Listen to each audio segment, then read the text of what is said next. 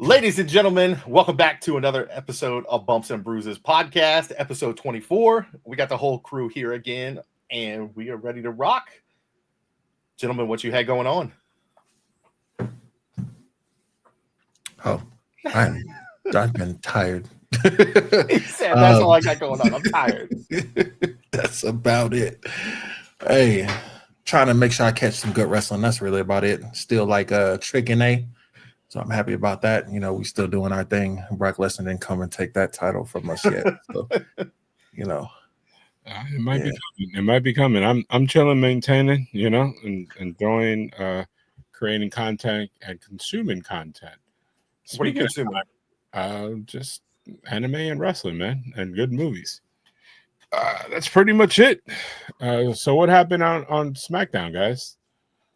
A whole lot of nothing. I mean, there was a little bit more than a whole lot of nothing.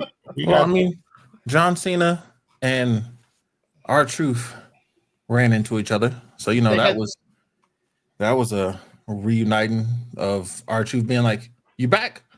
If you back, I'm back. I'm like, I don't want this shit.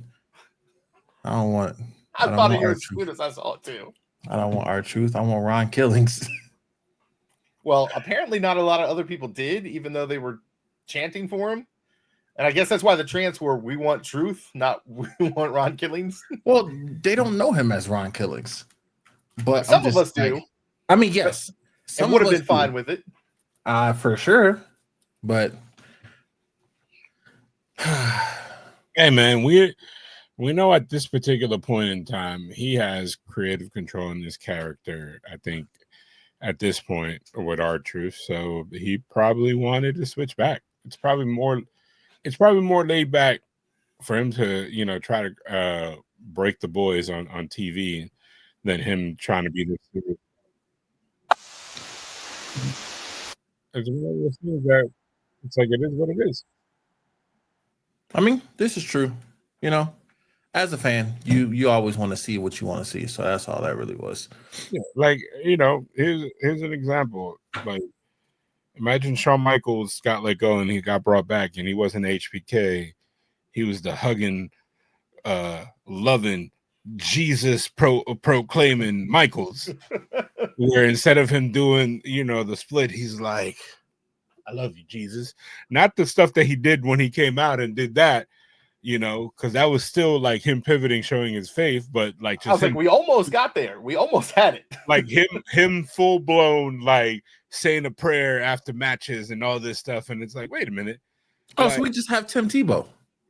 I mean, like, you know what I mean? It's like, come on, man. Like, what if John Cena was like, hey, man, I'm good. I'm not going to play this character. I'm just John. And he starts coming out with T-shirts and just like, I'm just John. Like, he playing, like, he starts playing in movies. Like, I'm not John Cena. I'm John. Like, you know what I mean? He's just stealing the whole I'm just Ken gimmick. Yeah, like, hey, man, what's going on? It's like, we kind of had that in the beginning when AJ Styles turned face and he was just still coming out with black jeans and a black t-shirt. And it's like, all right, nobody wants this. Like, we want you to come out with the gloves, do the whole thing, and then do that hoodie. Oh, he got to go like this? You got to do that. That's what he does. And he got to run to the ropes and hit his chest mad hard with covered cables. Like, you know, that's what he does hit that shit hard. And like it's right in his chest for his height. Yeah, and it's like that's what they came to see. Like, you know, this is true. I mean, new things aren't bad. So, like I said, it was just as a fan, I would have liked to see Ron Killings do something. But also, I love Cena, love regular, happy-go-lucky. You know, throw your shit in the crowd because I definitely thought he was going to at WrestleMania. Damn you, Cena, because I was there. But I don't know. I liked Heel Cena, but I did want more from Heel Cena.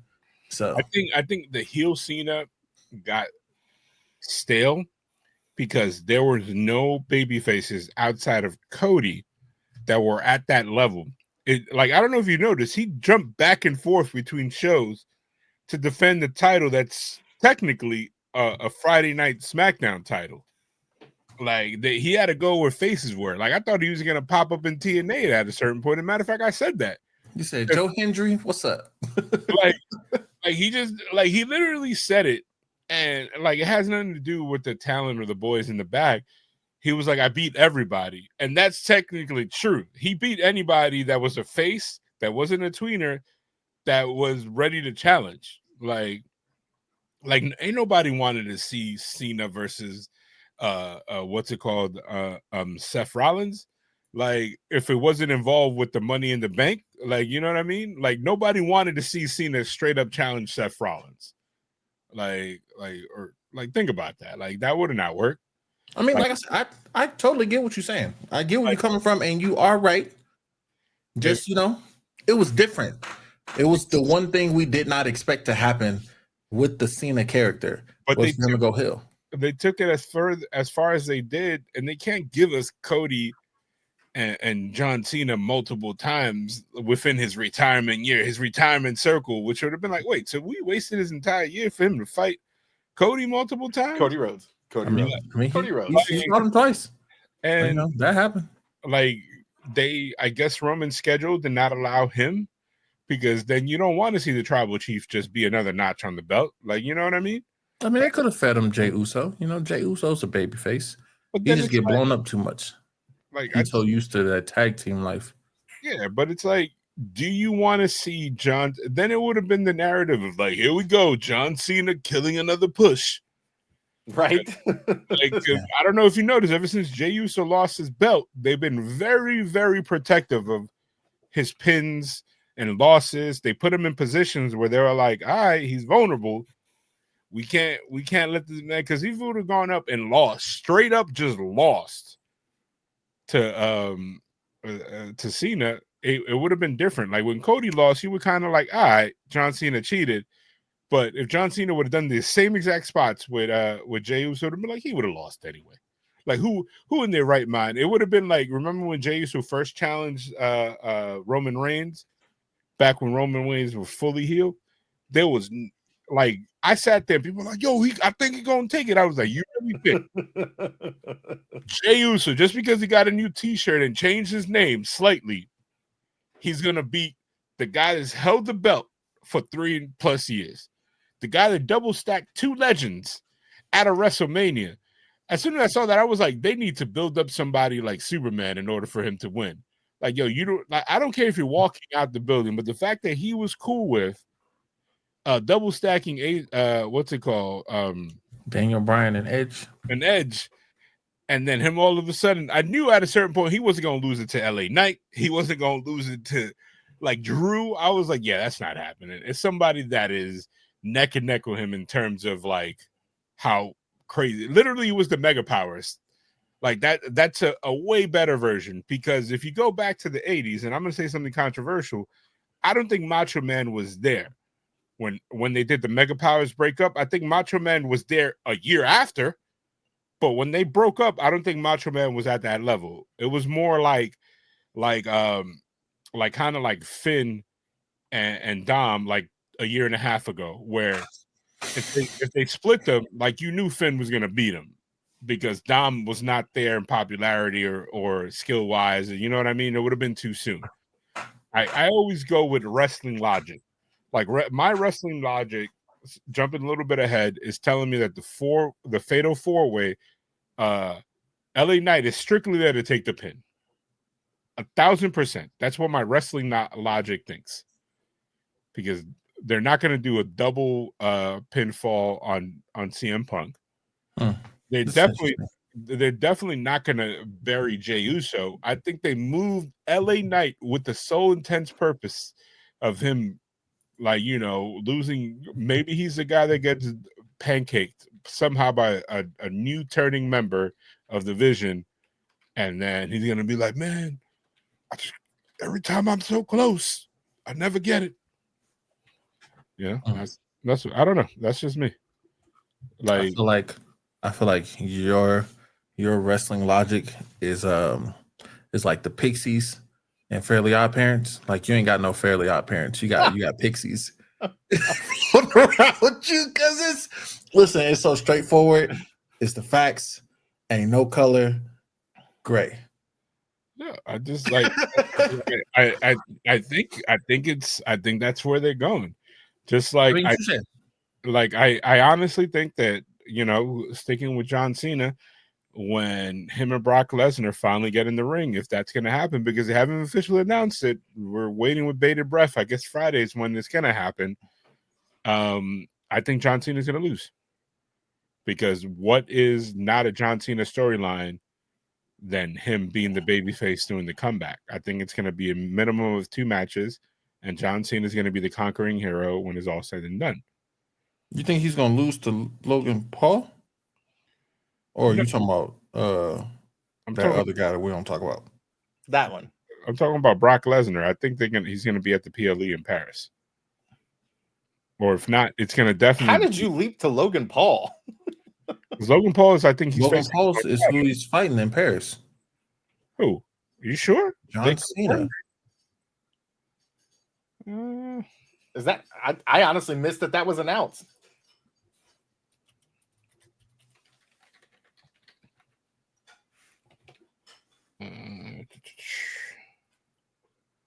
Yeah, you're right. It's gonna be Logan Paul.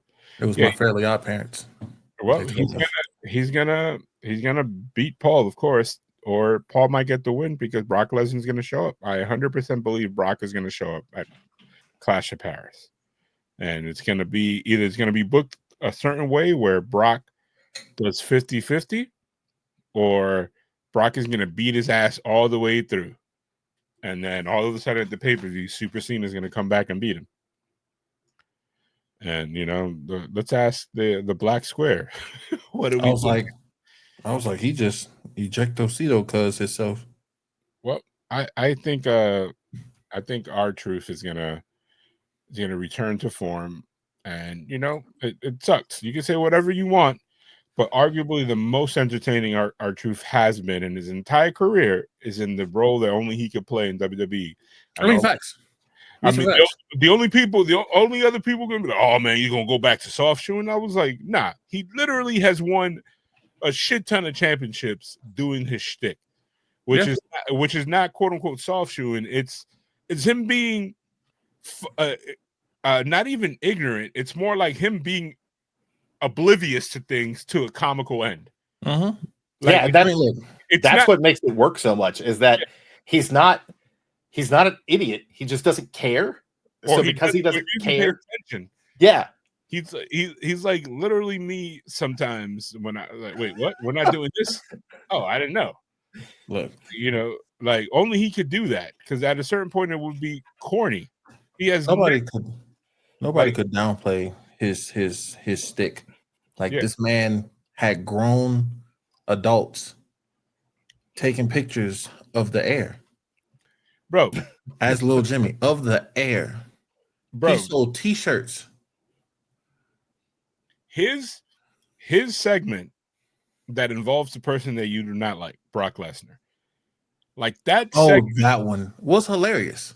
Like there's nobody else, almost made him break. It did break. Did it break him? He broke him and Paul. Yeah, to the point that, like, I honestly, and you can go back, I believe the ref is kind of signaling to Brock, like, yo, you got to give him a beatdown. Like, I think Brock didn't want to do it. And then, like, I believe Vince was still in power. He was kind of like, all right. Like, you know how you saw in Unreal? He was like, all right, the beatdown. Give him the beatdown. Because Brock was like, all right, whatever. Like, you know what I mean? And you're too good. I don't even want to hit you. You've made me laugh too much. Yeah, like, and bro, like, he's the only person that could come into the women's Rumble and literally deadpan the camera and be like, hey, where are the fellas? That was such a good spot. Like, it wasn't Santino Marella, which is straight disrespected an entire division, and I'm sure that was not his fault. He was just a man that was told to go do something in order to get paid.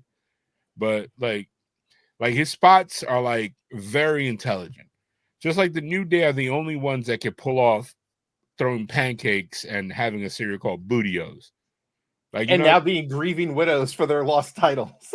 Bro, like legitimately, I remember people sitting in my house going like, word, this is even worse than Crime Time. This is how we represent it now. We look like clowns. And I was like, if you don't understand the humor behind this and the fact that they said, we want to do something different.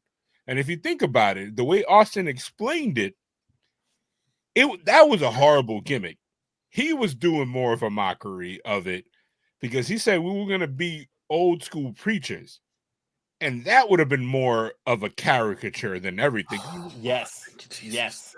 Like, it would have been a serious version of Devon's Testify. And you know how that went. Yep. Hey, we got Batista out of it. Yeah, but still. Like, but it would have been a bad parody. Like Crime Time. Yeah, it's one of those gimmicks that, both guys are amazing. God rest Shad Gaspard's soul. But they knew. Come on, man.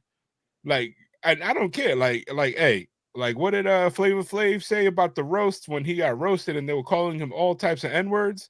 He was like, I'm getting paid, boy. And sometimes you just got to grind your teeth and think about what you need. Like, you need this job. I ain't gonna hold you. I like Crime Time.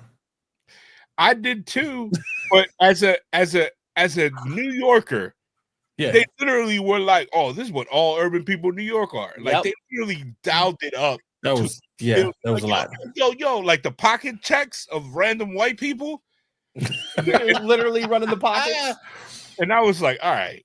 I just like when they stole them tag team titles. Yeah, and and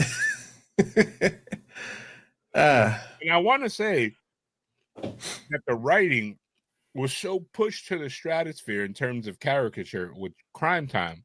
Mm-hmm. That's what logically made Vince think that he could say the N-word on TV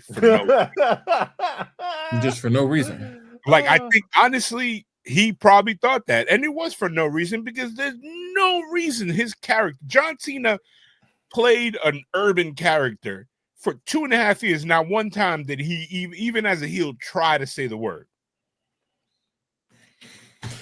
And Vince did it for 32 seconds, and there's so many videos of him saying it that is like, come on, dog. Yeah, man. Like, yo, if Eminem, literally, if it was my pass to give, I'd be like, he's cool. If he didn't say it, why does an old, at the time, 55-year-old white man that's a millionaire that's never had an urban life? Like, I'm not saying he didn't have any strife growing up of being poor, because he did. He talked about that in his documentary before it went like sideways. And they were like, hey. Like, if you think about it, like, I'm not excusing, but this man had a fucked up life. And once you have a fucked up life and you become super rich and you had nobody to guide, you can be a fucked up individual a lot of cases. And that's what happens with a lot of old white dudes. Like, think about that. His dad said, I didn't think you were going to be worth shit. Imagine you at 15, meet your dad for the first time, and you're like, hey, why you left? Because I didn't think you were going to be worth my time. Motherfucker, what? That shit tough, bro. That literally was the only 2 seconds in that documentary that I felt bad for that man. And then I feel like if Shane had all the access to the wealth that his dad had, he would probably be the same person. Like, the entire documentary, that's who the real victim was outside of Janelle Grant. Yo, is him like, yo, this man in his late 30s, early 40s was still seeking just hey man, good job from his dad. Like, just my dad loves me and acknowledges me. Yeah, like, and fuck Vince. Vince at no point, even when they asked him straight up, like, he's like, well, Shane, I'm glad he's becoming the person. Like, he didn't even say I'm proud of him. He's like, he's kind of like, yeah, he's alive. Yeah, I know, it was so rough. And like, oof. And then and then they were like, oh, wait. Hey, Shane, didn't you get him to try and buy Netflix? Yep. He told me I was an idiot. And he'll probably still defend it. He's like, ain't nobody, come on now. Ain't nobody think that a place that mails you DVDs is gonna make money. Get the hell out of here. Blockbuster's all the way to go. Like, you know what I mean? Like, come on, dog. You know, Vince was like, "I've got my blockbuster card, and that's all I need." Like Vince literally made them shut down the previous incarnation of the WWE.com site, because it was supposed to be like an insider site. Yep.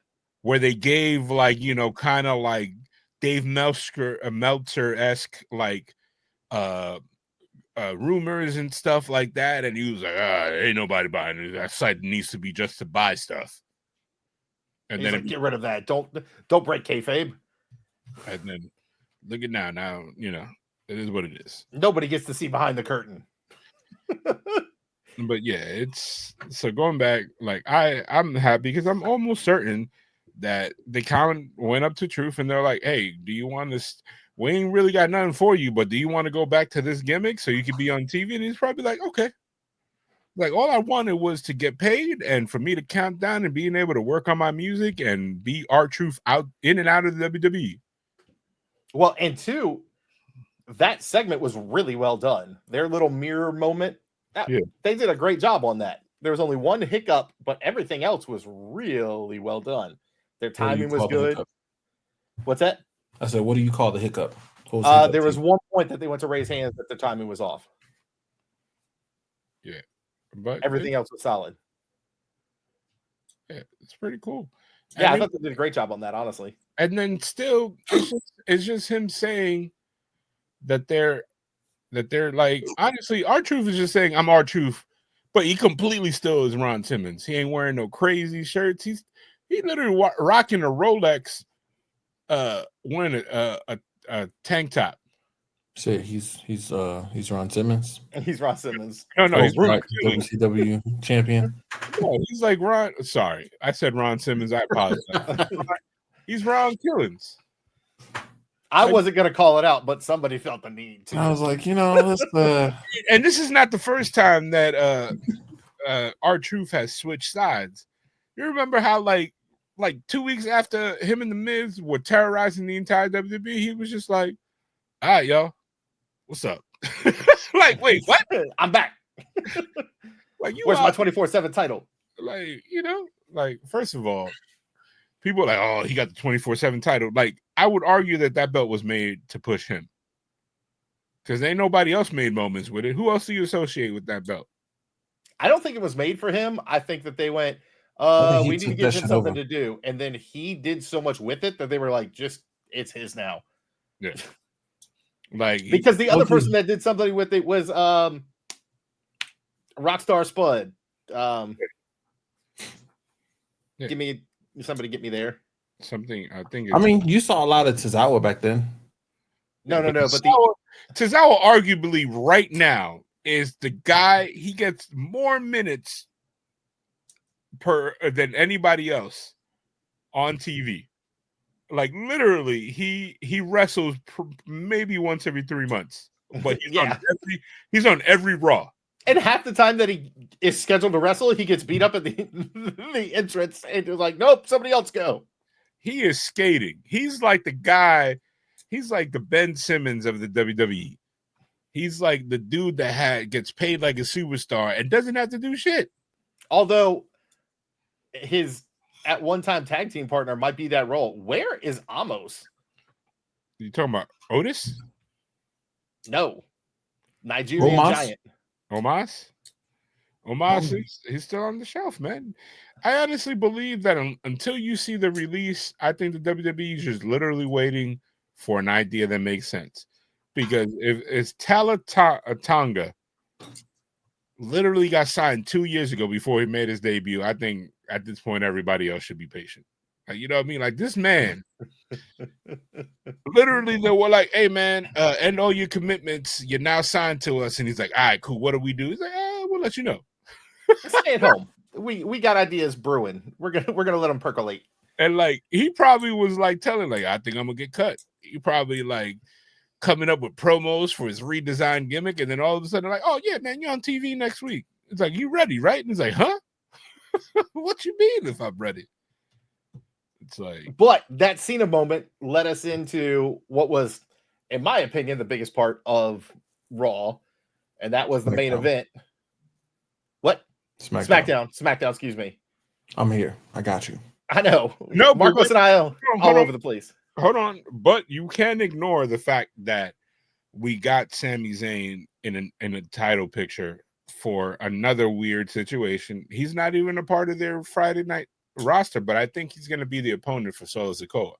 It definitely seems like it because they hit it both nights. They hit it on Friday and on Monday. Yeah, and he got a clean victory, so I think he's going to be involved with that, which is going to lead to, because I think Big Jim might be gone for a little bit if the rumors about Naomi are true. So I think that's why they pivoted to Sami, because I think Sammy's going to end up with this storyline. Well, let's go ahead and hit on that. Those rumors being, because Monday Naomi was slated to have a championship title match defense against Io Sky, and then they kind of 45 minutes before showtime, it got released that she was no longer medically cleared to wrestle. And there's speculations. What if it's a work? Since everything seems like it's a work right now. I know, every 5 seconds. What if it's a work? You know why I don't think it's a work? Because their Quebec Montreal market, is huge. Is huge. That's why even if Sami Zayn got he worked both nights because that's how he's popular. They usually will split. They'll have Kevin Owens one night and then Sami the other night. They're huge there. And they always bring A1 matches. And the reason why is because they'll get booed out the building. That's why we got Braun versus LA Knight and CM Punk, two arguably undeniable guys that won't get booed. Why did it take me so long to figure out who Braun was? I was like, who's he talking? Oh, he's talking about both of them. I was like, which one is he talking? Oh, that's I like that name. It's okay. When he said Shane, I looked at you. I was like, oh, he's not talking about him. When you're talking about Shane McMahon, I was like, I'm not rich white dude. I was like, this ain't rich, that earned his money. It's one of those things that it's like, all right. I like Braun a lot, though. Like the fact that they move stuff around and then they accelerated the Kabuki Warriors and they still gave you an Io Sky match. Yep.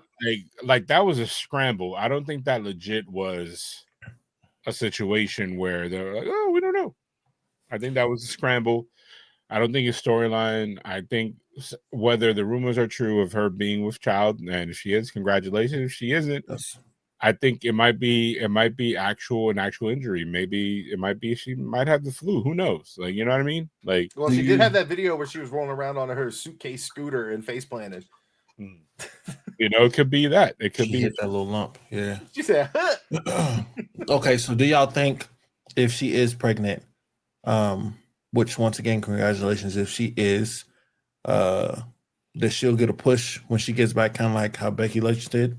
Yeah, I don't think she'll get a push giant like that because they at the time Becky Lynch was literally their number one. That was their Stone Cold with a skirt, even though she never wore a skirt. Like, you know what I mean? Like that was their mega star. So I think she'll definitely be in the title picture and might probably get the title back. I think there might be more akin of Liv Morgan-esque, where she comes back and kind of like, all right, yeah, not even for that. I think, but I hope it's a situation where they have a tournament for number one contender, or she might even, if it's confirmed, she might even come to Paris and just give Stephanie Vakira the belt, kind of like Becky did with Io Sky, with Asuka, and then give them give a Io Sky a match, and that'll probably push to Io Sky getting fully jumped by the Kabuki Warriors, and then lead to that, and then Rhea coming into that, because I think this just puts the acceleration on Rhea versus Stephanie, and I don't know I don't think they want to go that route yet, because I think they want one of them to be heel, and I don't think any one of them is in a position to be heel right now. Yeah, it'd be hard to switch right now. Yeah, I think Naomi's the only true female heel outside of Nia Jax in the WWE, like right now. Like you got Chelsea Green. Yeah, but Chelsea Green is literally Chelsea's like a fun heel. Yeah, she's like so liked, especially how she Right. she's genuine. And especially after Unreal, like Yeah. people were like, this is a person that gets the business. This is a person that no matter what business you're in, you And I don't know if you bring the best noticed, of what you can bring. But you know what's crazy? It's just like her husband. Yep. There's a reason people get together. and then arguably, I think Becky Lynch is in a tough spot because he has yet to get super crazy heat. Like she's so over, even though she's a heel. Like, you know what I mean? Because it's that Stone Cold esque. I mean, you said it before. It's that Stone Cold esque. Wherever she goes, there's that cheer behind it. I think they're gonna probably lean on Asuka and what's it called? Kyrie Zane, and maybe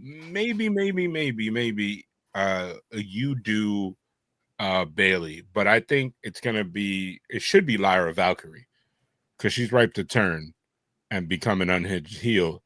But Bailey, I feel like a step back because they're doing all this legwork, and I think it's not for Bailey to turn heel. I think it's for her to come back as a sympathetic super face. You know what I mean? Yeah, I think she's probably the one that takes the title off Becky to give her that Grand Slam. Because that promo that she did was amazing. When she was talking about she self-doubt, and that's dope. Like, she hasn't won this year. I don't know if you peeped that. She has not won. She had arguably one of the most successful years, 2024, and then this year has not done shit. And there's I think it posted today or last night, where her Instagram post is fake happy, but it's written backwards. And it's got her like sitting there like. But it's like, I don't know who would you push or move over to this, and it's like I don't think Jade comes across well as a heel, at least not yet. And then they didn't bury her, but they made her. They already reunited her with DIY. So what's her face? Candice LeRae usually fits that role because she's been way better as a heel her entire career, even outside of WWE. They kind of like stuck. It's crazy. They Naomi legitimately, her success was how crazy over she got with the crowd as a heel. Yes. Like, yeah, I don't know. And I think Nia Jax is tired. She's being used like the Big Show. Nia's like, shit. That's a good analogy. Like, she's like, I'm just here to put over the baby face. And I'm the huge brute that comes in and wrecks shop for a minute and then puts him over and gets to take a pause. Yeah, it's like I'm tired, boss. She's on the green mile. like I'm tired. Who do you want to see to take Naomi's spot as the heel? Because I feel like, man, I kind of minorly cringed when it's always a foreigner. Like, does anybody feel that way? It's like we're perpetuating, like, oh no, crazy Asians, they're now bad. That's interesting. Her profile picture is blacked out too, right? Yeah. Touching back on the Bailey thing. Yep. I had to go do a little dive because I didn't see that. So I don't mind it too much now because almost half, if not more than half of the division is foreigner. So it's no longer there's that one or two crazy foreigners that are coming to do this. It's, she's just part of the talent pool. And I think maybe you break up or you put somebody like Raquel or like, you got to have one of them become a supporting role. Well, I could definitely see a situation where Roxanne somehow gets the title and sets up a her and Liv situation with Liv being that face. Well, I can honestly see it's about time for them to reverse the roles. I think Raquel should be the heel champ and then have like Roxanne her little minion that helps her with everything. How do you feel about that, Dirk? Like, who would you plug in to fill the heel hole if Naomi's actually gonna be out, regardless of how or why if they're gonna have to relinquish the title or something. Again, we're getting ahead of ourselves, but it's an actual thing. We have a PLE that's coming up in less than 2 weeks, and there's more questions than answers on her status. Who should it be? That is the question of the week. I mean, I did like what you said about Raquel, so that's interesting. But are they gonna push her to put her in the title picture because she hasn't been since she was in NXT? And If I I'm can't. not mistaken. She had a great feud with Rhea, and that showed that she could hold her own one-on-one. I just can't see them doing that over the Roxanne Liv angle because of Dom. But the Roxanne Liv angle, you don't need the belt for that. True, I agree there.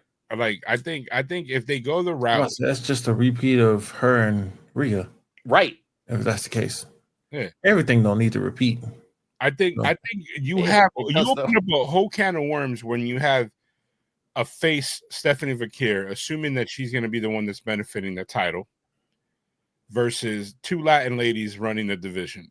And then from there, you add in Rhea in the mix, and then you get the 3 ways going, and then you somehow get Io, and then, of course, Io is going to pop in because she's going to eventually be pulled out for that feud. Like you know what I mean? It's kind of like you could have a Io Sky situation where it's kind of like Seth Rollins and CM Punk, where they think that they're done, but no, the Kabuki Warriors keep jumping her, keep costing her a belt. Like, you know what I mean? It's like... Well, and there actually is one that we are leaving out that viably could get that push finally, and that's Julia. Oh, I thought you said Natalia. Well, Julia has a belt and she's on a different brand. Right. I mean, but the brands, as much as they matter, they almost don't matter. Because when they get that PLE crossover, they just blend anywhere they want to blend. Well, so they would have to do some movement. But I also feel like the fact that they separated Julia and Stephanie Valcourt is because they just gave us a small taste. Yeah, I agree. Twice. And then literally, like I follow international women's wrestling because like you got to start figuring out where the WWE is going to start pulling their talent pool. And they literally were the 2 women that people were like, that's the Kenny Omega / Okada, like that they want to see. I'm not saying that they're on that level, but they're the 2 talent that they wanted to mix up because they were like the up-and-comer flag bearers for the respective divisions. And WWE was basically like, yeah, but... And now because of Booker T, Stephanie can't go heel until she stops doing the Devil's Kiss. And I don't think she ever, because she wasn't a heel anywhere that she was at. Julia was always a heel. Right. Which is weird. Well, maybe, real life situation would cause issues with certain other people being promoted. Like I could see old girl from TNA, Big Mama Pump, but now she has a situation at home that I don't know if she's gonna want to be on the road that much. His most recent post looked very promising, and for those who haven't seen the news or who we're talking about Jordan Grace, and her husband Jonathan Gresham is I'm sorry, the Octopus. Yes, incredible, but he's like micro-sized. If he was 6'2", oh my god, he would be the face of somebody's company. No, I mean, he'd have matches against Brock Lesnar. Yeah, because this man can stretch any people out. Pause. So many different ways. He's incredible. The technical wrestler that is Jonathan Gresham is amazing. He is just height vertically challenged, which obviously in wrestling, it's a bias. I don't care. Like, yeah, there's certain people that I would avoid booking him against. You know what I mean? Like, I won't put him in the ring with Randy Orton. But other people, it's better now than it ever has been before. Yeah. Even with that said, like for me, who was it that was part of Jurassic Express with Jungle Boy? Are you talking about the dinosaur, Luchasaurus? Not Luchasaurus. They're small. Oh no, I know you're talking about. You're talking about oh my god, the guy Logan something. It's like I keep wanting to say like Matt Cass or something. It's like right there. Yeah. I don't know, but we know you're talking about that. He was Marco Stunt. yes. He Logan's son is his brother. he is the tiniest wrestler that I've ever seen make it to television. And I mean, he made Spike Dudley look like a normal sized person. He's 5'2". Yes, that is 2 inches tall, 2 inches shorter than my wife. Yeah. So who is a foot shorter than I am. Derek, do you want to see Jordan Grace on the main roster? I like how you you've had the same type of bid. You literally went. I mean, it's not as long. It's a little something slight. I just trimmed mine up today. I feel like for me, she still ain't been here that long. Okay. Neither is Stephanie Valkyrie. Yeah, and I don't want to see that shit either. Really? She's a mega star. You know I mean, that. This is great. I get you. I get what you're saying. Yeah. I get what you're saying. It's like you bringing in Okada and be like, nah, my dude, you NXT for at least 2 You years. haven't been here long enough. Like, and I'm not saying she's Okada before you clip this and I get assassinated in the comments, like in the Sarad and Chris movie therapy podcast. I said something about Superman, and I had a guy come in. Well, that's not entirely true, and blah blah blah blah blah. And I literally just said, "Man, fuck you." That was my reply. Like, the fuck. But yeah, but it's like she's a generational talent. I'm not saying she's the next coming, but she's a generational talent. And I feel like Jordan Grace is at that point. Like she's better than dudes. Even though she hasn't been in WWE, she's been around for a while. Multi-time knockout champion. I mean, like I said, I get it. That's how I feel. She ain't been here that long. And if rumors are to be believed, she is already getting main roster pay. Yeah. But I'm not gonna be in anybody's wallet. But like, did you fully answer? Like, who do you want to take that spot? Bro, I didn't even partially answer. The whole time y'all were talking, I was sitting over here thinking, like, who would it be? I have no clue who it should be. Right. If I had to pull something out my ass to give an answer, I'll take Bayley. I like Bayley. But as a heel again, then Bayley as a heel was definitely better than Bayley as a face. Yeah, Hugger Bayley was amazing. When Hugger Bayley died, okay, heel Bayley was dope. And Sasha ain't here for me to give it to her. So, yeah, Bayley. Why not? All right. Well, who's absolutely not for you? Natalya. I think I wouldn't mind. I wouldn't mind Natalya. But Natalya, come on, man. Like people, she be in her little leather fits lately. So Natalya could do it. Who would it not be? Like an absolutely not. Like you'd be like Becky, to be real. She's already ill, but then it's like No, I'm talking about Becky getting the belt. Oh. Becky's little heel run with this Intercontinental title, I'm over it.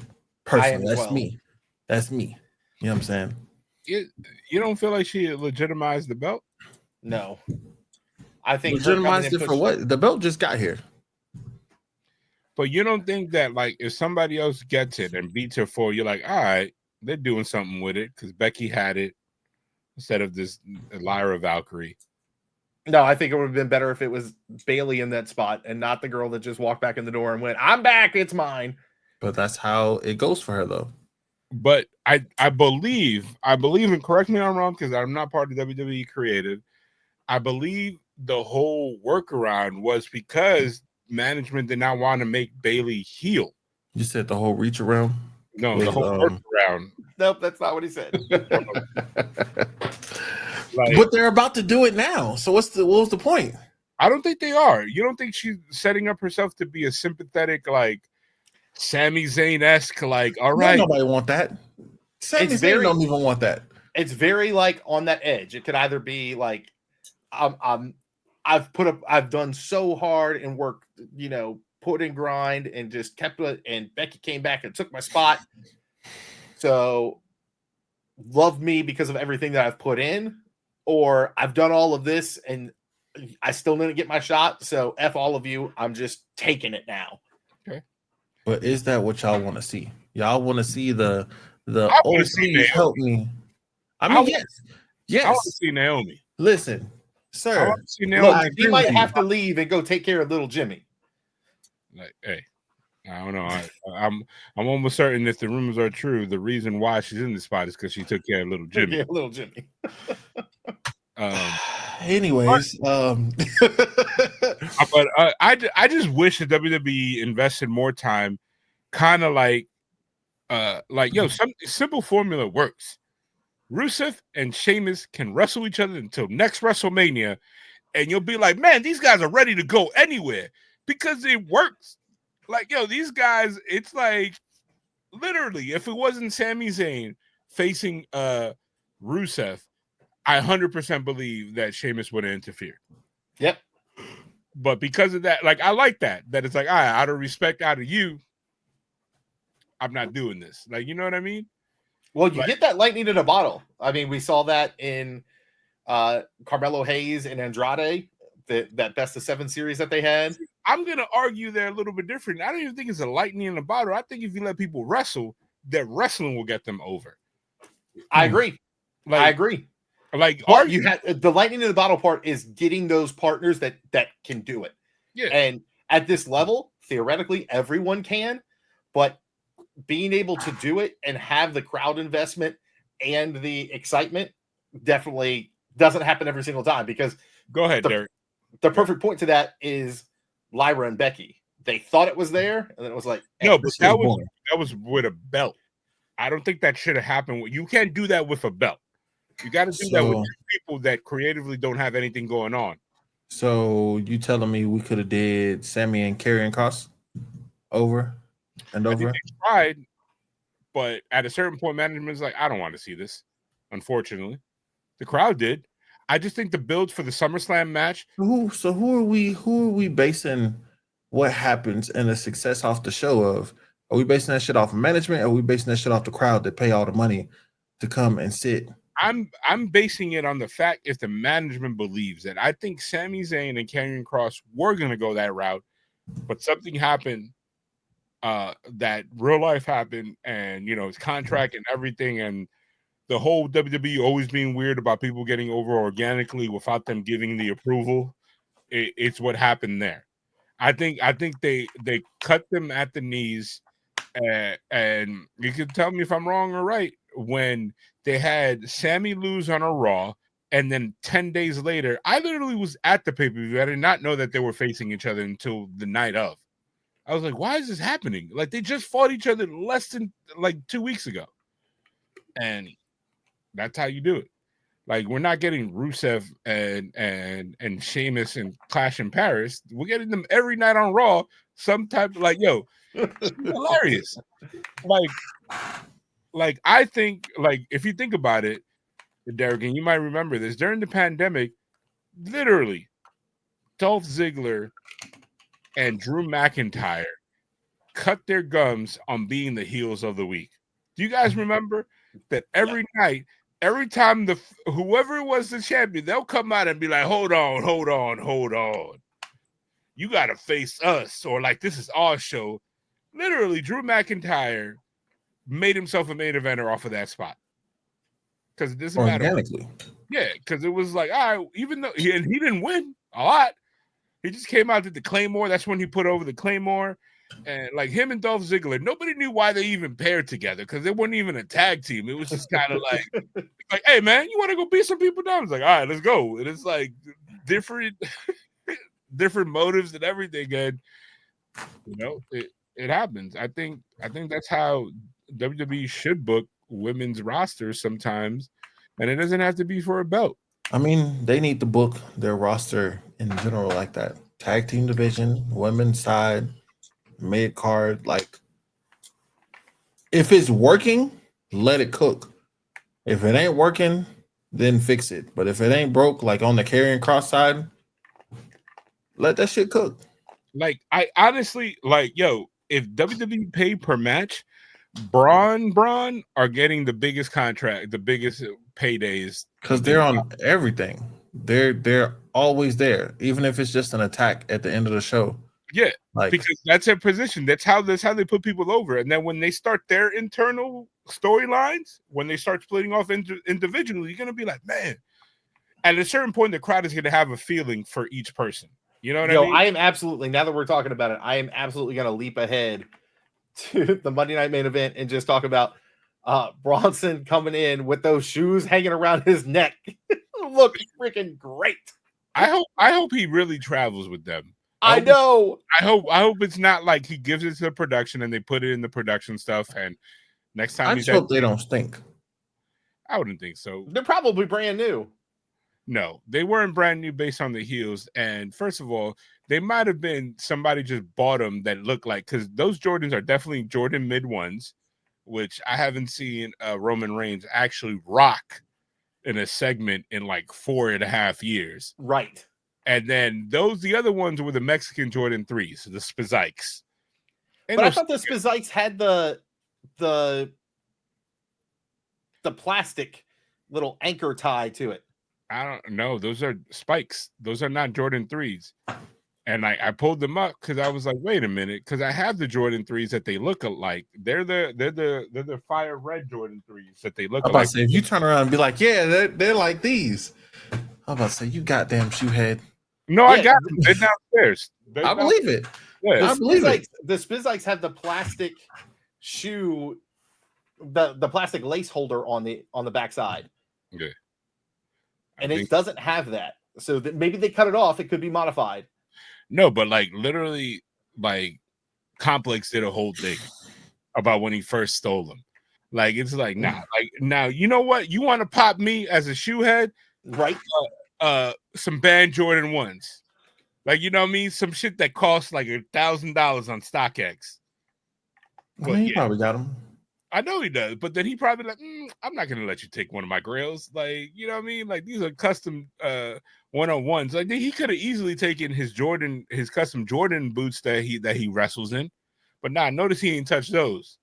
They do have the plastic on it. I just found a shot that you could see it. So you 100% right. Yeah, I'm telling you, those are the Mexican 3s. Those are like same, but not same. Like, yeah, I couldn't see that plastic lace anchor before, but you could see it in. You can't argue no shoe facts with Marcos, man. That don't work, dude. That's what Marcos and I do. We are the shoe heads. Listen, he seen the shoe. He went down to his downstairs shoes. He looked at them. He flicked the tongue a little bit and tapped the bottom. He was like, "Nah, these ain't the ones. It's the other ones." He knew that.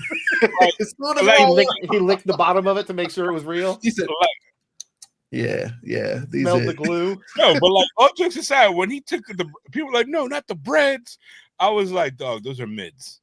I was there with you on that. Like, those are, and I'm not saying mid as in like they're mid shoes. No, those are Jordan mids. Yes. There's a difference between the value being over $500 and it being $79.99 at Dick's Sporting Goods right now. You know what I mean? And it's like, hey, I made that mistake. I have a pair of Jordan. They're not even here. They're upstairs in the shoe thing. Okay, I was gonna say, how many stairs you got, bro? No. In my attic, yeah, a pair of red and white Jordan mids that I was like, man, I got them as a great Christmas gift. And then when I put them on, I was like, oh man, these are mids. I couldn't put it in here, so I put it in the Discord chat where you can see it. And that's the first picture that I could see the lace anchor for that plastic piece right there. It's gonna be because the spikes are a combination of the Jordan 3s, 4s, and 5s. Right. You gonna have your shoe followers next week on next week episode? Bro, I gotta wear shoes. You know how hard it is to wear shoes? Like, here's the thing. I don't know how your sneakerheadism is, Shane, But I feel like I can't just wear a really good shoe in my head that I'm like, yo, these are dope, to like a random thing. Yes. What I end up doing is wearing the same shoes that I rock all the time. Which people are like, yo, those are fire. And I'm like, I wear these like every other day. Everywhere I go. Like I have a pair of Jordan 3s, the what's it called? The black cement that people like from 2017 that people are like, yo, those are not the ones that came out recently. I was like, I know. And then you just wear those? I was like, yes, because once I wear them, then they become part of the rotation. But like I have a pair of Jordan 4s that are special editions. Every sneaker that Shane has helped me get, I have not worn.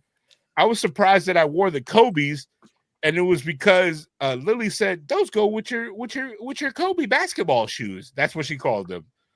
And I was like, okay, I wear those. And then they're back in the box somewhere there under my couple action figures in the corner. And I'm probably not going to wear them for like this, like shoes, like the Fire Reds that I initially thought those were. I was like, oh, I got these. And then I texted you guys. I was like, I haven't worn these since 2022. Yep.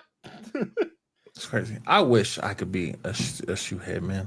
You know how you can easily be? Turn around and look at you. That's you. That's you right there. I am with shoes. That's your sneaker wall. Yeah, you know. Like, I guess you're right. I'm looking at 4 or 5 pairs that I'm like, oh, this is where they're gonna live. Like, but you got shoes from like 10 years ago that you ain't never touched your bottom of your feet. Because don't hate me. Nothing wrong with that. Like, that's so cool. It's not that it's so cool. They don't end up being collector's item. Is that I'm like, not yet.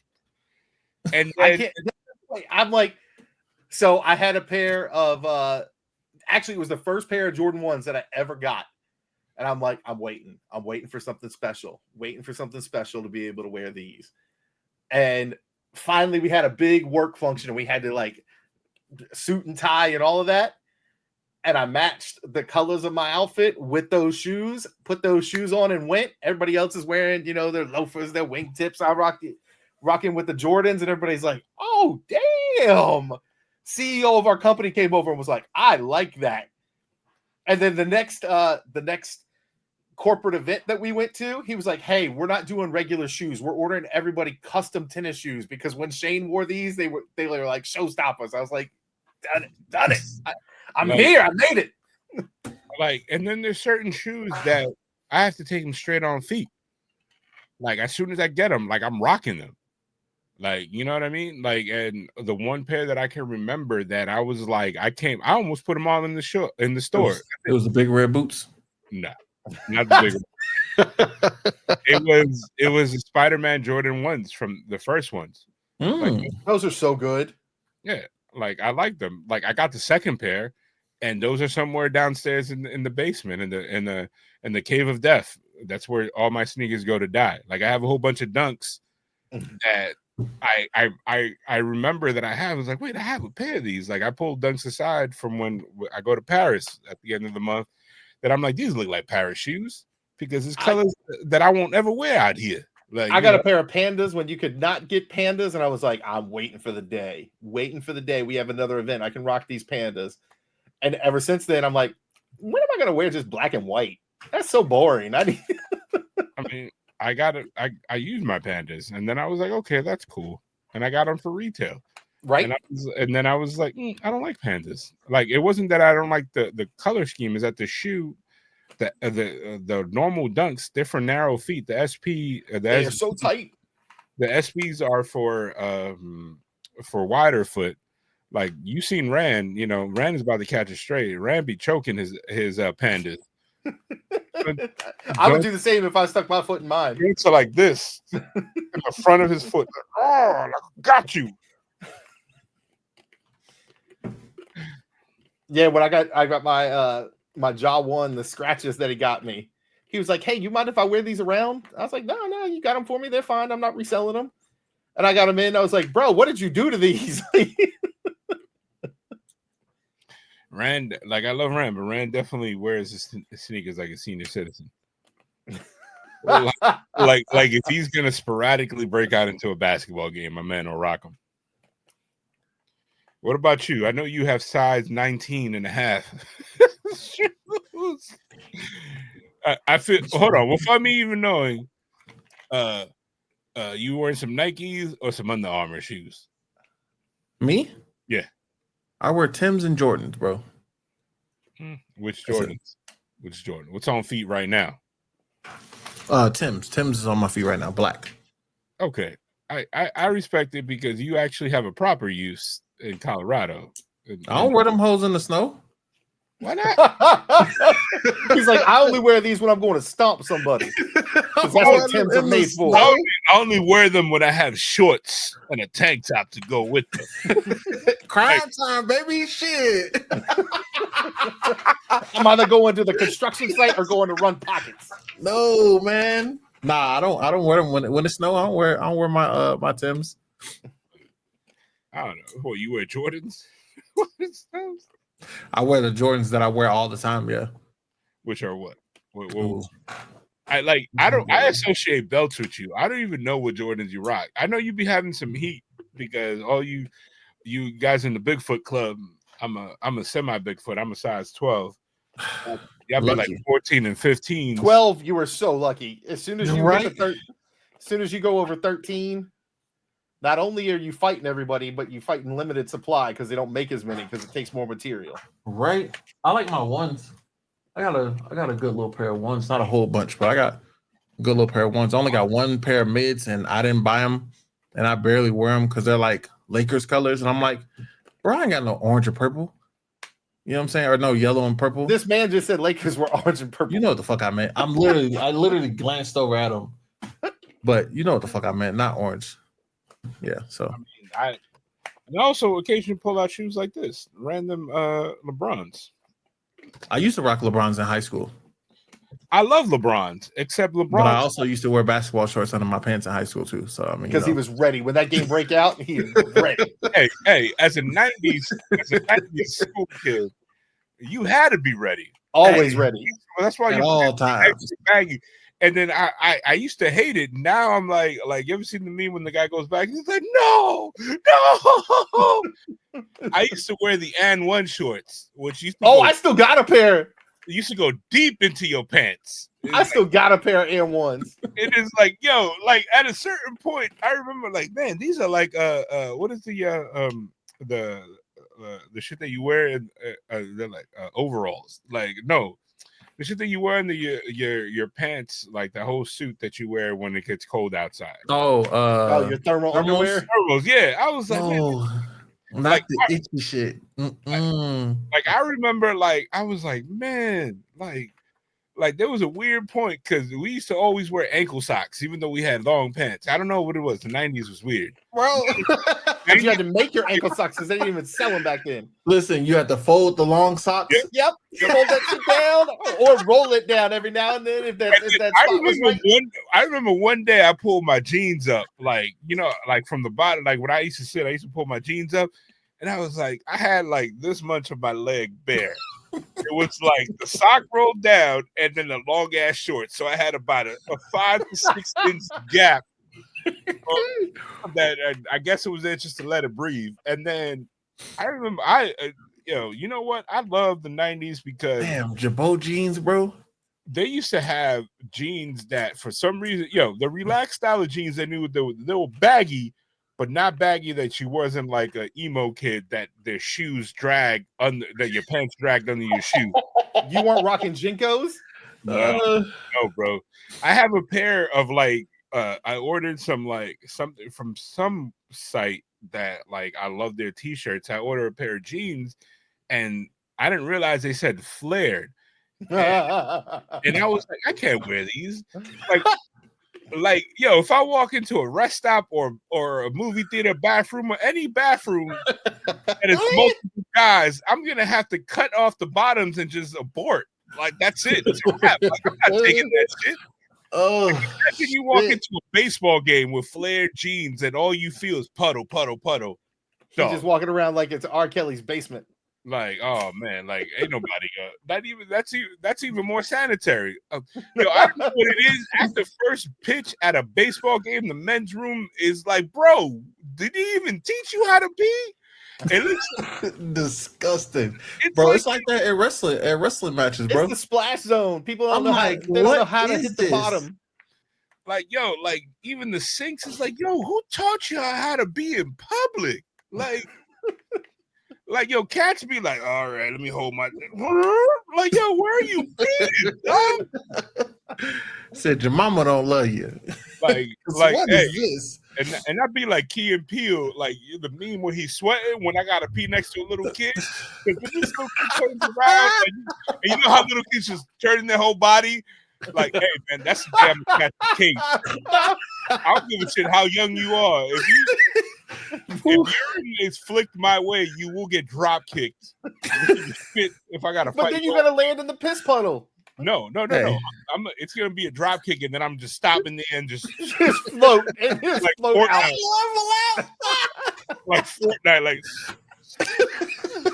Hey, he got the double pistols. He gonna hit the slow motion shit.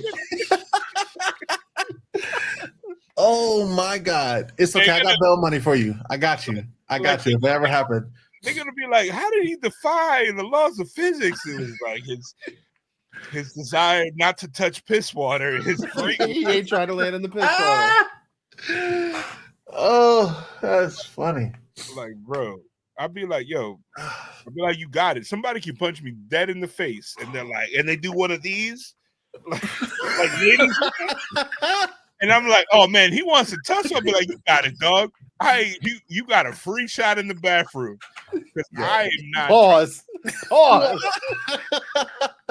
Like, so the one casualty of SummerSlam was I lost my mics. And it was because I left it in the seat. But like there was one thing that my little cousin was with me, and I went into the bathroom. And he had done finished washing his hand. Then I was like, yo, I gotta go pee. And I handed him the mic and the shit slipped out his hand, but his second hand caught it. And I was like, dog, if that shit would have hit the floor, I would have been like, yo, that's it. I'm done. Those mics are the world's. These mics are for the street.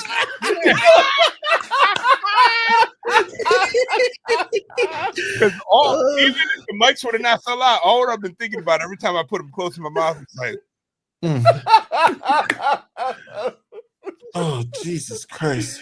But yeah, it's wild. I'm almost certain those mics are living a new life. One of my 4 pairs of microphones found their way into made somebody's night. And it wasn't like I forgot I put them in the cup holder in the seat in the stadium. And as soon as the bell rang and as soon as Brock Lesnar came out and ruined Derek's night, I was like, we got to make it to the parking lot. My whole night. And then I made it downstairs, and I was like, I've gone too far. I pulled the Kumar. I was like, I'm not going up there to get disappointed. That shit is gone. Like, I know you said it, but I think I laughed over it. You absolutely pulled the Harold Kumar. We gone too far. I can't go back. Yeah, my cousin's like, I could go back and get it. I was like, all of a sudden I had an equation. I was like, dog, we've been gone for more than 5 minutes. Somebody took it. No, it's a black case, and nobody would have noticed it because everybody was focused on leaving. And yeah, but RIP Rode microphones. I hope you're living your best life, and maybe I inspired a little kid that found them. He's like 16 years old. He's like, man, I wanted some mics. I just can't afford it. Now he's blogging. Might be he on that vlog, he on that podcast. He's like, yo, boy, let's put together our podcast. Like 5 years from now, he's gonna be doing an interview. He's gonna be like, man, so how you started? He's like, yo, you wouldn't believe. I was so happy at the end of SummerSlam. I was like, I gotta create content, and I ain't had no money. But I looked down, and like a chest in Fortnite. That's a second Fortnite reference tonight. I found the loop. It was there. The mics. That's the second Fortnite reference in like 45 seconds. He said it was a blue chest, baby. That's why we here. But anyway, it was a slow week for wrestling. I assume you guys are loving our analysis on sneaker 90s fashion. You know what I mean? And hey, like, you know what? I came from an era that if the jeans was slightly too baggy, and I used to take the shoelace, pull the jean front, and tie my shoelace around them, so that way it just creates a genie effect around the top of the shoe.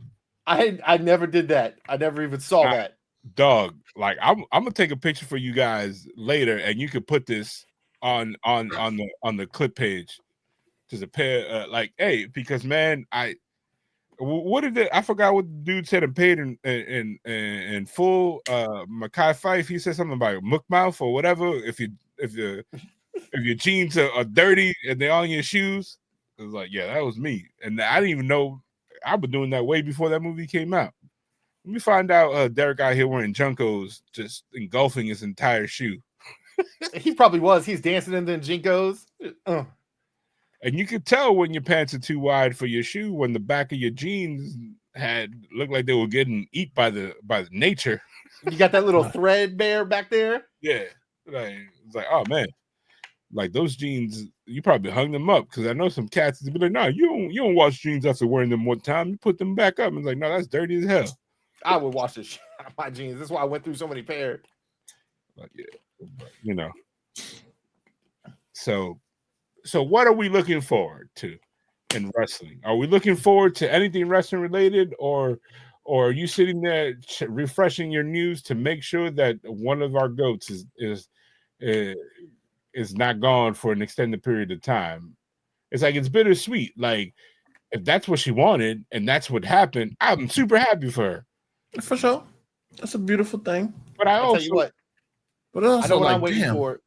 I'm waiting to see what Austin grieving widow hat he's wearing next. Listen, can we talk about that for a second? Can we talk about that? Yes, we can. But I don't care what you're saying. He was wearing a blouse on Monday. Kofi was see-through patterns. I was like, that's a motherfucking blouse. That's out of Maxwell's closet circa 1997. My man said that's from Pretty Wings.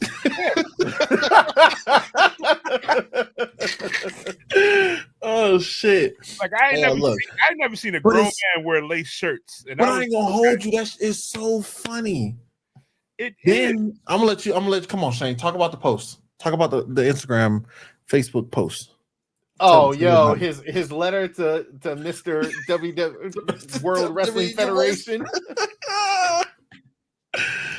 He said, Mr. World Wrestling Entertainment, I am cordially writing you to complain about one, Penta and his Mexican destroyer and how it needs to be outlawed. Also, my hat that cost $12,700.23 along with $822.14 in shipping needs to be fully reimbursed because it is beyond repair. You know what? And this literally is something that I've been wondering all this time. Like, let's say at a certain point, and I think it's going to happen, I think Bronson Reed is going to steal a pair of rare Jordans off of Roman Reigns' feet. Does Roman get to invoice the WWE for those? Like, if they're a pair of hype, or are they going to be like, well, you didn't need to use this in this spot? I bet he does. I bet he goes to Hunter and he's like, hey, yo, we need to swap those shoes out, or you just need to cut me a check for like 12. And he's like, all right, here you go. Here's that check.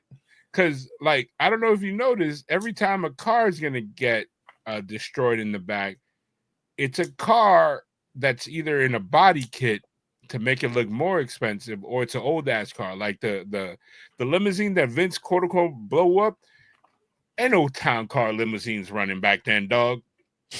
They found that somewhere on a dealership, and they were like, we'll give you $1,500 for it. Yep. Like, ain't no way, like every time Stone Cold went over another car, that was a junk car he went over. You know what I mean? Like even when Jade, quote unquote, got hit by the car, they just cracked the windshield. Jade was gently on the hood. Like, they were like, all right, no scratches. That's somebody's actual car. Or we can replace the glass. That's easy. Or that was probably a rental. I wonder safe like repair, safe like replace. I wonder whose rental that was. It was Hertz. They had the complete protection. No, your car can be stolen, and all you gotta do is give them the keys back. All jokes aside, do you think the talent did that? And they were like, "Don't worry, I'm fully covered," or it was a situation where they actually told because that had to be a rental. Now they probably got a guy for it. They probably got a corporate guy that they're like, "Yeah, we need to get this." And then like every time he walks into a Hertz or what's a Dollar or whoever Enterprise, they're like, "Come on, man, we can't rent you any more cars." He's like, "You're gonna put it on the Amex, aren't you? You're gonna get full coverage, huh?" Mhm. Always on the MX. You get that full coverage, $20. It's like, come on, man. Is this car? We just got this car. I'm like, yeah, you gonna get it back. Hey, man, I'm sorry. What had happened was, I feel like Paul Heyman would have done that shit. If Paul Heyman was running the WWE, he would absolutely take advantage of every legal loophole that he could. Oh yeah, no doubt. To save money. All right, now let's get back to these blouses because he interrupted our segment. Yeah, literally, it felt like the Dave Chappelle like game blouses. I was like, hey yo, was he doing burpees that whole time during the video? No, he was doing his full workout. He was Okay. He was crunches, he was burpees, he was push-ups with blouses. No, not the blouses. You can't work out in the blouses. But if you don't know what we're talking about, go check out Xavier Woods, Austin Creed's Instagram. He's got a great little video up there calling out Mr. Penta, telling him he's got to pay for his ruining of a gorgeous, slightly oversized hat. Didn't he? You say he had a tiny hat this week, right? So then this week he walks out and he's got the tiniest little hat. It's like not even as big as my fist. Just he stole that thing off a doll. I wonder. It was a Baby Alive doll. Yeah. I wonder because he took a picture with Method Man. I wonder. They did. I wonder if Method Man was like, "Why is this motherfucker wearing this hat?" No, I think Austin has connected with Method Man before. So I know Kofi has.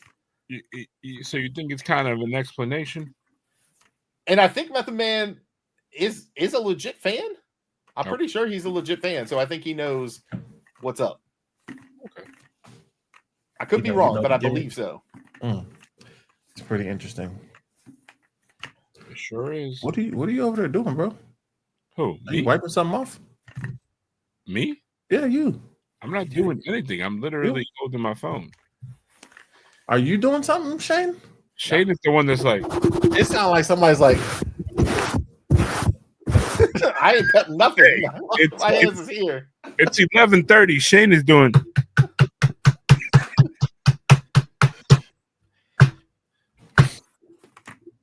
My wife is upstairs. Thank you. No, y'all have an upstairs too. Everybody got all these extra floors. You know, I got 2 floors that I inhabit. The upstairs is just for me to throw shit because it's hot. It's either super hot or super fucking cold, depending on the time of year. Like right now, it might be okay. He said that's why I house out my shoes. Yeah. The climate control is great up there. No, it's not. It's not like this. I was looking for a particular shirt I want to wear the other day, and I was like, God damn, I had to time it. It's like, man, it's like the Mario. You gotta go. It's like, oh, it's like the storm in Fortnite again. Third reference. You can only stay. Said if the ticks is high, I can't go. Yeah, I gotta be quick. Yeah, because I've been up there. Like, I know when it's hot, when my dog PJ doesn't want to go upstairs, he'd be like, I'll be down here, dog. He said, I'm gonna wait for you. Yeah. That's why I know we play Fortnite way too fucking much. Hey, shit, after I get off here, I'm gonna play Fortnite. And then we gotta do something to be Power Rangers. I gotta over here and wake up at the crack of dawn to clean up my house for the cleaners. Yes, you heard that. I gotta clean before the cleaners get here. Yeah, that's how my wife is. My wife is like, "Hey man, we can't have this house too dirty for the cleaners," and I'm like, "That makes no sense." And it's not actually cleaning; it's moving laundry from our guest bedroom to my office. And the only reason she hasn't busted through the door like Kool-Aid Man and just thrown it on the floor is because she knows it took me like 8 months to get this office to look the way it's looking. All right. Well, I think the only thing we really haven't touched on are the main events and little boys. Whoa!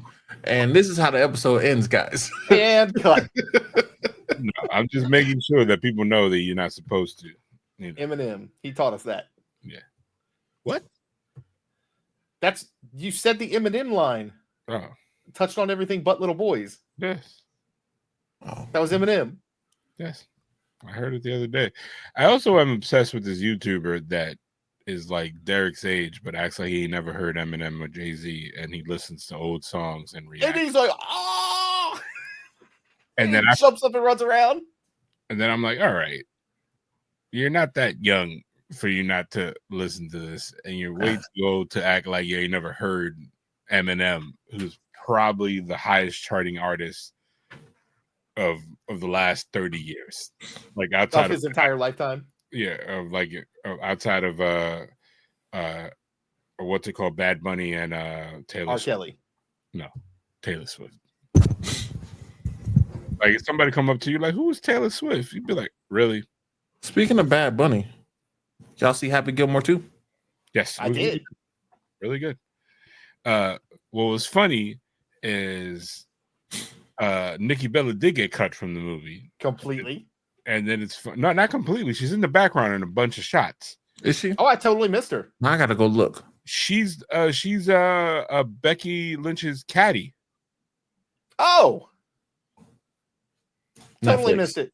Yeah, they cut her out because apparently, and this is all rumor and hearsay, because there's a bunch of videos if you guys want to search the internets where she kept trying to apply wrestling knowledge.